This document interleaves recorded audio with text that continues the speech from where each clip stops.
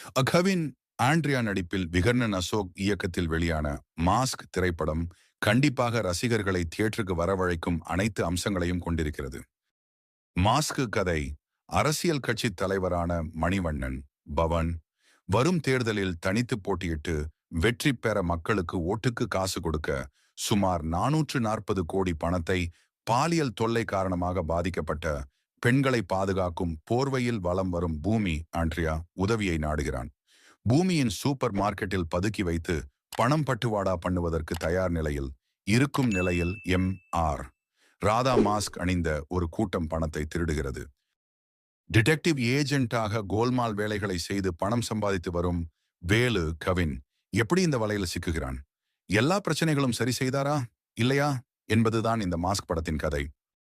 படம் எப்படி இருக்கு?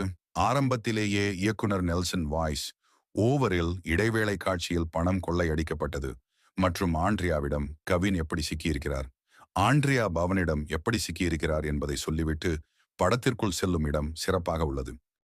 கவின் அந்த மாஸ்க் அணிந்த முகமூடி திருடன் இல்லை என்கிற நிலையில் கடைசி வரை அவன் யார் என்பதும் அவனது கூட்டம் எதற்காக இப்படி ஒரு பல கோடி ரூபாய் கொள்ளையில் ஈடுபடுகிறது என்பது கிளைமேக்ஸில் ரிவீல் ஆகும் இடம் என கடைசி வரை இயக்குனர் தான் சொல்ல வந்த கதையை கன்வின்சிங்காக சொல்லியிருக்கிறார். கவினுக்கு இந்த படத்தில் ஹீரோயினாக வரும் ரதி ருஹானி சர்மா போர்ஷன் எல்லாம் கொஞ்சம் ஜீரணிக்க முடியாத ஒன்றாக இருந்தாலும் ஆரம்பத்திலேயே கவினுக்கு கொடுத்த அடைமொழி மற்றும் கவின் அந்த சூப்பர் மார்க்கெட்டில் நடக்கும் கொள்ளை சம்பவத்தில் சிக்கும் இடத்திற்கு கனகச்சிதமாக பொருந்துகிறது. இளம் பெண்களை பாதுகாக்கும் அன்னை தெரசா போல ஆரம்பத்தில் காட்டப்படும் ஆண்ட்ரியாவின் இன்னொரு நீலம்பரி முகத்தை பார்க்கும் போதே பயம் தொற்றிக்கொள்ளும் அளவுக்கு கடைசி வரை பூமி கதாபாத்திரத்தில் நிலையாக நடித்து ஸ்கோர் செய்துள்ளார். தயாரிப்பாளராகவும் இந்த படத்தில் ஆண்ட்ரியா தனது பங்கை செலுத்தியுள்ள நிலையில் அவரது பேய்த்தனமான நடிப்பு நிச்சயம் படத்தை வெற்றி படமாக மாற்றும் என்றே தெரிகிறது. பிளஸ் படத்தின் ஆரம்பத்தில் கவினை அறிமுகப்படுத்தும் விதம், இடைவேளையில் சூப்பர் மார்க்கெட்டில் மக்கள் கொள்ளையடிக்கும் காட்சி, இறுதி கிளைமேக்ஸ் போர்ஷன் என ஏகப்பட்ட ஹை மொமெண்ட்ஸை கச்சிதமாக இயக்குனர் எழுதி இயக்கியுள்ளார். ஜிவி பிரகாஷ் பின்னணி இசையில் படத்துக்கு பெரிய பலமாக இருந்துள்ளார். மிடில் கிளாஸ் காமன் மேன் நினைத்தால் என்ன வேண்டுமானாலும் செய்ய முடியும் என்பதை உன்னை போல் ஒருவன் படத்தை விட அழுத்தமாக சொன்ன விதம் சிறப்பு. ஜார்ஜ் மரியன், ஆடுகளம் நரேன், சார்லி, கல்லூரி வினோத் உள்ளிட்ட பலர் படத்துக்கு பெரிய பலமாக மாறியுள்ளனர். அதிலும் ஒரு கதாபாத்திரத்தின் ட்விஸ்ட் ரசிகர்களை கண்டிப்பாக ஆச்சரியத்தில் ஆழ்த்தும்.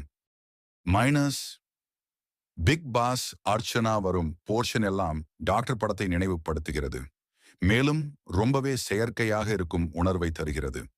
கவினின் அந்த கள்ளக்காதல் போர்ஷனும் சகிக்கவில்லை. ரத்தத்தில் வழுக்கி விழுந்து மரணிப்பதெல்லாம் டூ மச். கடைசியில் ஆண்ட்ரியா ஏன் அவ்வளவு இரத்த வெள்ளத்திலும் வழுக்கி விழவில்லை என்கிற கேள்வியும் தயாரிப்பாளர் என்பதால் அந்த கடைசி சீனை ஏன் காட்டாமல் விட்டுவிட்டார்களா என்கிற கேள்விகளையும் எழுப்புகிறது. ஜிவி பிரகாஷ் இசையில் பாடல்கள் பெரிதாக கை கொடுக்கவில்லை. இரவினில் ஆட்டம் ரீமிக்ஸ் இன்னமும் பெட்டராக இருந்திருக்கலாம். இப்படத்தில் சில குறைகள் இருந்தாலும் கோலிவுட்டில் ஒரு மணி ஹெய்ஸ்ட் முயற்சியை மிடில் கிளாஸ் காமன் மேன் மக்களின் மனநிலையை மையப்படுத்தி படமாக்கிய விதம் மற்றும் கடைசி வரை என்ன நடக்கும், படம் எப்படி முடியும், யார் அந்த மாஸ்க் மேன் என்கிற ஆர்வம் படத்தை பக்கா என பாராட்ட வைக்குது. கவினுக்கு கண்டிப்பா இது சிக்ஸர் என்று சொல்ல முடியல என்றாலும் பவுண்டரி தான். இந்த வீடியோ பிடிச்சிருந்தா லைக் பண்ணுங்க, ஷேர் பண்ணுங்க, அப்படியே எங்கள் சேனலுக்கு சப்ஸ்கிரைப் பண்ணிக்கோங்க.